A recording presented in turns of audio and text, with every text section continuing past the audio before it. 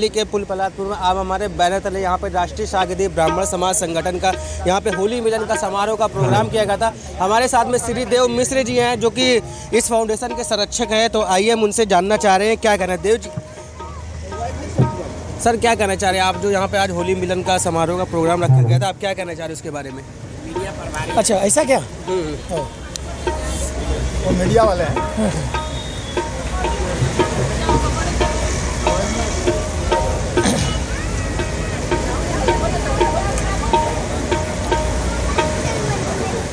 होली मिलन तो हमेशा होता रहता है। किस नाम से आपका भैया? होली मिलन के विषय में एक बात मुझे ऐसे कहना है, संगठन के लिए ही नहीं पूरे विश्व के लिए हम ऐसे रंग से रंगना चाहते हैं पूरे विश्व को। उसमें 3 ही अक्षर है, दहेज। इस दहेज की धज्जियां क्यों न उड़ा दी जाए। हम इसी रंग में रंगने के लिए काशी से यहाँ दिल्ली आए हैं। साथ साथ माता पिता के प्रति जो आज की आस्था बन रही है बच्चों की, इस पर थोड़ा हम कहना चाहते हैं कि माता पिता के प्रति बच्चे जुड़ें, उनकी सेवा करें, तभी जीवन में सफलता प्राप्त करेंगे। लोग कहते हैं ग्रह गड़बड़ है, ये गड़बड़। ग्रह कभी गड़बड़ होता नहीं श्रीमान जी। अगर एक भी ग्रह गड़बड़ हुआ पूरी पृथ्वी उथल पुथल हो जाएगी। जैसे देव जी अभी आपने ये भी कहा था कि दहेज प्रथा लेना या देना पाप है, ये क्या ऐसे माना जा सकता है, ये संभव है? देखिए, मुझे संदेश देना आवश्यक है।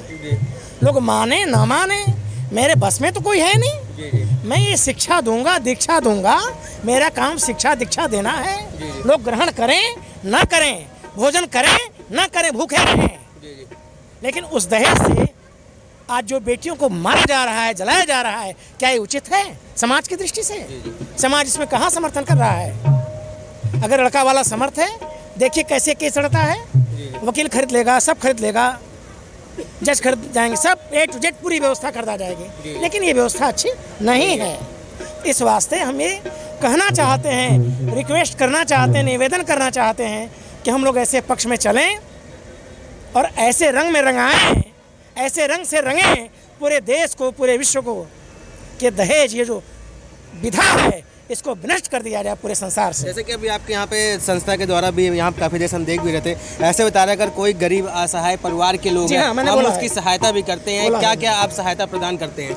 ऐसा है कि बाकी तो इस विषय में हमारे डॉक्टर साहब बताएंगे। जी। लेकिन मैंने 2-3 चीज़ के लिए मैंने इसमें समर्थन किया है कि ये जो संगठन है, संगठन के तहत जो भी पैसे आ रहे हैं वो गरीब लड़कियों की शादी में खर्च किया जाए, कोई अस्वस्थ है तो उसके लिए खर्च किया जाए, कोई पढ़ने वाला लड़का है उसको पढ़ाया जाए। ये मेरा इस संगठन से विशेष कार्य मैं संगठन को देना चाहता हूँ, क्योंकि मैं यहाँ का संरक्षक भी हूँ। इस नाते से 2 शब्द मैंने आपको अवगत कराया कि इसमें इस बिरादरी की नहीं पूरे विश्व का कल्याण हो, क्योंकि मैं विश्वनाथ का पुजारी हूँ, तो मैं चाहूँगा पूरा विश्व का कल्याण हो। मैं वही कार्य करना चाहूँगा और मुझे कुछ नहीं करना है। देखा जाए तो आप वाराणसी से चल के आप दिल्ली आए हुए हैं यहाँ पे दहेज प्रथा को रोकने के लिए? नहीं, उस रंग में रंगने के लिए। अच्छा। रोकने के लिए नहीं। क्षमा किए, आप कह रहे हैं। जी। आइए तो हमारे साथ यहाँ पे आर के विमल जी भी हैं। विमल जी क्या कहना चाह रहे हैं आप? नहीं, हमारे बीच में जो पुजारी जी हैं और इन्होंने जो भी बात कही है बिल्कुल सच कही है और ये होना भी चाहिए। और ये बनारस से यहाँ जो आए हैं और ये आज होली के जो मिलन है इस शुभ अवसर पे बिल्कुल रंग में रंगने आए हैं। जी। इनकी मैं जो विचार है इनका मैं पूर्ण रूप से समर्थन करता हूँ और इसी से विश्व का कल्याण होगा। ये शुरुआत। डॉक्टर जी आप क्या कहना चाह रहे हैं आज आपने यहाँ पे? सर क्या कहना चाह रहे हैं आप? हमारे संरक्षक जी काशी विश्वनाथ से चल करके यहाँ आए हैं, जिनका मार्गदर्शन हम लोगों ने लिया है और इनके मार्गदर्शन में ही हम लोग आगे काम करते रहेंगे, यही हमारा कहना है। और हमारी संस्था इसलिए बनाई गई है कि हम नहीं जानते कि इस दिल्ली प्रदेश में हम कितने हैं। इनको ढूंढने के लिए हम लोग इस संस्था को बनाया है। आज मुझे खुशी हो रही है इस संस्था के माध्यम से कि हम दिल्ली में इतने तादाद में हम लोग हैं यहाँ पर उपस्थित हैं। और अभी हमारे कोरोना काल में हमारे कुछ भाई अव्यवस्थित हो गए थे, जिनको हमारी संस्था ने मदद किया है जी जी और उनको हमने घर तक पहुंचाने का भी हमने व्यवस्था किया है, उनके खाने पीने रहने का भी व्यवस्था किया है हम लोगों ने। और जो हमारे गरीब भाई हैं जिनकी शादियां हैं, बेटी की शादी है, तो हमारी संस्था जो है उनको 5 साड़ी, 5 धोती और 2100 रुपया का योगदान दिया है। लेकिन संरक्षण जी हमारे काशी विश्वनाथ के मुख्य अर्चक हमारे श्रीदेव जी ने कहा है कि हम 2100 नहीं, हम 5100 में तब्दील कर देंगे। तो ये हमारे सौभाग्य है कि हमारी संस्था आगे भी इनके मार्गदर्शन में ही हम लोग आगे बढ़ेंगे और हम इसी तरह हम सहयोग करते रहेंगे। अभी तक देखा जाए तो अभी कितने गरीब असहाय लोगों की शादी ब्याह करवा चुके अभी हम लोगों ने 20 से 21 लोगों का हमने सहयोग किया है जी जी। और हमारे श्रीदेव जी कह रहे हैं कि आगे भी हम 21 का हम आगे जो ये परिस्थिति ये चलती रहेगी, ये आगे चलती रहेगी, हमेशा चलती रहेगी और इनके मार्गदर्शन में चलती रहेगी। जी जी। और हम इनके जब भी हमारी जरूरत पड़ेगी हम इनके सहयोग लेते रहेंगे। देखा और जाए हमें- तो देव जी कहीं ना कहीं रुकावटें भी आई होगी, जो आप श्रीदेव जी कहीं ना कहीं ये रुकावटें भी आई होगी। आपने इतने टाइम से जो ये एक देखा जाए कि गरीब असहाय पीड़ित लोगों का आपने बहुत मदद किया, क्या कहना चाह रहे हैं? इसमें कहना क्या है, जो मन मस्तिष्क में बैठेगा उसको करेंगे, लोगों को समाज को दिखाएंगे। क्योंकि मैंने भी बेटी की शादी की थी, 1 महीने 4 दिन में मार दिया। अच्छा यही व्यवस्था होती है, यही मीडिया है।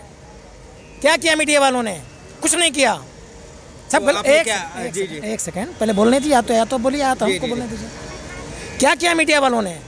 गलत रिपोर्ट लगाया। सही रिपोर्ट लगाओ तो कि तुम्हें भी आनंद आए, हमको भी आनंद आए। 5 साल से केस चल रहा है कलकत्ता में, अच्छा कुछ भी नहीं हुआ। ऐसा कहीं होता है? यही समाज है। मैंने क्या नहीं दिया उसको, मैंने क्या नहीं दिया उसको, पूछा जाए मुझसे।